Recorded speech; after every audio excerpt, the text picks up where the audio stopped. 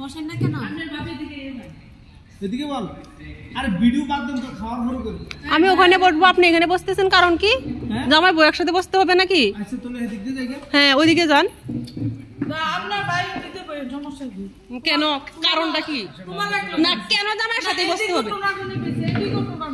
আমরা বলে তোমার সমস্যা না আমার সমস্যা আছে। এই আসলে তো আপনি আর আমি একসাথে বসবো, আমাদের জামাই লাগবে না। আপনারা জামাই আর আপনার অন্য বলে দেন।